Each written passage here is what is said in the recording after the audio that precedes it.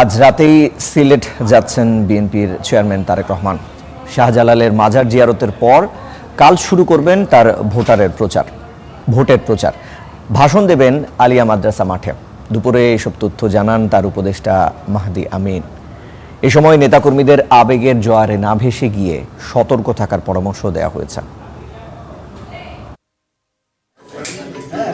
বিএনপির গুলশানের নির্বাচনী কার্যালয়ে এখন সাজ রব। সংবাদ সম্মেলনে এসে প্রচারের রোডম্যাপ জানালেন নির্বাচন পরিচালনা কমিটির মুখপাত্র মাহদি আমিন।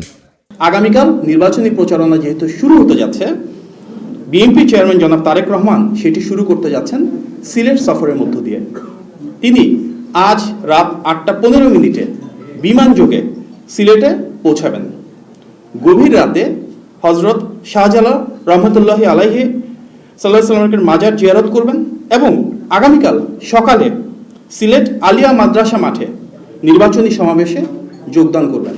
তারেক রহমানের সিলেট সফরে সঙ্গী হচ্ছেন দলের ত্যাগী নেতারা। তবে পর্যায়ক্রমে আরও বড় হবে এই বহর। এ সফর ঘিরে আবেগের জোয়ারে ভেসে না গিয়ে নেতাকর্মীদের সতর্ক থাকার পরামর্শ দিয়েছে কেন্দ্র।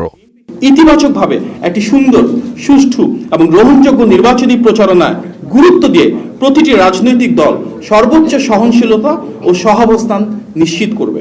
বিএনপি চেয়ারম্যান জনাব তারেক রহমান সিদ্ধান্ত নিয়েছেন তার প্রতিটি সফরে বিভিন্ন অঙ্গ ও সহযোগী সংগঠনের ত্যাগী শীর্ষ নেতৃবৃন্দকে পর্যায়ক্রমে সফর সঙ্গী হিসেবে নিয়ে যাবেন। ভোটের মাঠ স্বচ্ছ রাখতে জনসাধারণকেও সচেতন থাকার আহ্বান জানিয়েছে বিএনপি।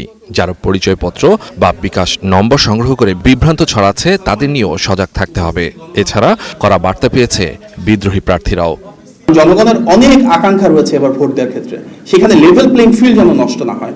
আমরা যদি দেখি নির্বাচনী আচরণবিধি লঙ্ঘন করে কেউ সংঘবদ্ধভাবে বিভিন্ন জায়গায় গিয়ে ব্যালট বাক্স নিয়ে আমরা যেটা দেখলাম প্রবাসে, দেশের অনেক জায়গায় আইডি নিচ্ছেন, বিকাশ নাম্বার নিচ্ছেন, এগুলো অনাকাঙ্ক্ষিত। নমিনেশন উইথড্রয়ালের সময় চলে গিয়েছে। এখন আমাদের নির্বাচন পরিচালনা কমিটি থেকে ওনাদের সাথে আলাপ আলোচনা করা হবে, বিএনপির শীর্ষ নেতৃত্ব থেকে আলাপ আলোচনা করা হবে।